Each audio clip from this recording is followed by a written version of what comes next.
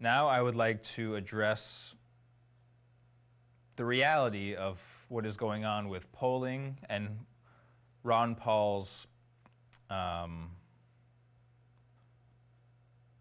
guess, poor showing in the polling. I like to address this because this is something that people like to bring up, trying to show that he's not doing that well, and basing that off of the polls. But I think it's important to recognize exactly what's going on with the polling.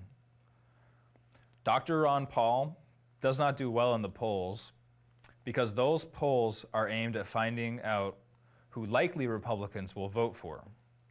And when I say likely Republicans, I mean those that have voted Republican before.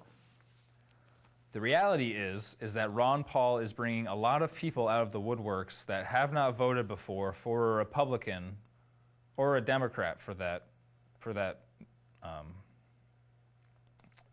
matter. What he is bringing into his campaign are peace-loving Democrats, old-school Republicans, apathetic agnostics, independents, and first-time 20-to-something voters, as they're called. So the current polls really are merely a judge of how likely it is that people that have called themselves Republican before will vote for Dr. Ron Paul. They're not a prognosticator, and they're not a scientific tool to judge how many people are going to vote for Ron Paul. I don't think a tool like that exists. I think we're going to have to wait until it happens. But until we do see that, I think we need to keep trucking on and doing everything we can to spread the message and get as many people to vote for Ron Paul as possible. Now, I would like to show Ron Paul speaking to Joe Scarborough on MSNBC. It was taped on December 18th.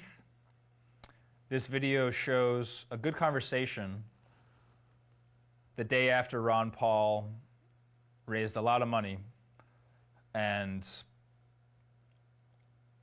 it was a record, actually, how much that he raised. So I'd like to go to that clip, and if you didn't know much about what happened, I think this will it'll give you some good details about what happened during that day. Ron Paul. Ron, good to see you again. Good morning, Joe. Nice to talk to you. Now, Ron, I don't want to talk out of school here, but I'm just going to say it. When we were members of Congress, a lot of times you'd go on the floor, you'd sit alone. People treated you like you had the plague. Oh. I know that because I was on the other side by myself with people treating me like the plague. But now you say when you walk onto the floor, you're a popular guy. Republicans surround you, and they want to know about one thing. How are you raising all that money? Yeah, they do. They do ask me about it. Democrats are interested, but they are asking. It's a unifying message. Money. They're asking the wrong question. I mean, it isn't a technique, it's a message. It's a message that's been out there, and people come to us. They said, how do I raise that money? And I don't. The grassroots get together on the internet, and they come to me. So it's completely different than having a high-paid expert that knows how to use the internet. It has nothing to do with that. And it's pretty amazing seeing that we don't even have to pay commissions, and we don't have to pay direct mail costs. And, you know, to get 25,000 brand new donors in one day is pretty amazing. Ron, $18 million. That's your fourth quarter tally. You've got you set the record.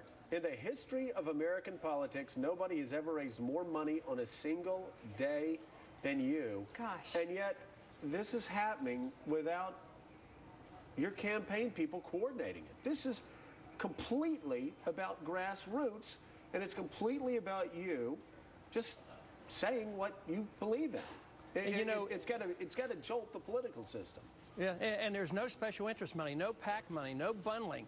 the median donation is $50. There's just a huge number of people in this country who are very, very frustrated. People who have never voted before, people who have dropped out, independents, Democrats, they're just looking for something different. I never believed it would be so big, but it's much bigger than anybody imagined, and I believe, you know, we didn't coin the word, but somebody claims there's a revolution going on. In the good sense of the term, I think there really is. There's a revolt in this country against the status quo, and I feel fortunate enough to be part of it. You know, Willie, you said yesterday Tucker. Yeah. Endorse Ron Paul? Well, he's done that behind closed doors for a long time, but I think he said it on the air that he was going to vote for him. But he did ask your campaign spokesman there, Congressman, how frustrating it is to having raised all this money. You raised $6 million in a single day, and there it is buried on page 50 of the Washington Post. Is it frustrating not being able to grab the headlines the way you ought to be? Well, I guess a little bit, but I just totally ignore it. I mean, I didn't ever depend on them in the first place, and the message is being spread. The numbers of people are growing that are joining us. The money is there, so we're proving ourselves, but we still have to prove ourselves by doing very well in the election. So I just concentrate on what I'm supposed to do, try to make sure they know what I stand for, and reach as many people as possible. If the media doesn't handle it correctly, I figure it's their problem, not my problem. And if you look at the polls, I'm just wondering, I mean, you got the media coverage issue, which Willie just brought up. Do you think this will translate into votes?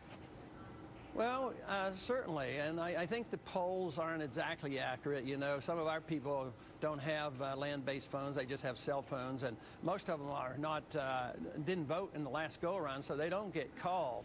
And so many people like Trevor, who did all this fundraising for us, he's never voted before. He's 37 years old. But he just represents one of millions. People who have been totally disgusted. So something special is going on, and whether it translates into what we think could happen here in the primaries or it takes a little longer, I don't know that, but I do know there's something very significant going on. I think we're facing a crisis. I think people are tired of our foreign policy, tired of the spending, tired of the inflation, and this economy is much weaker than they think. And there's a bad sign about our dollar going down. All these things spell trouble for this country. And I think we offer a solution, and it's a great solution. You know, the old-fashioned solution, the Constitution and freedom and self-reliance. I mean, what else could we expect? It's just sort of the American tradition. And so it's very exciting that there's so many people joining us. Ron,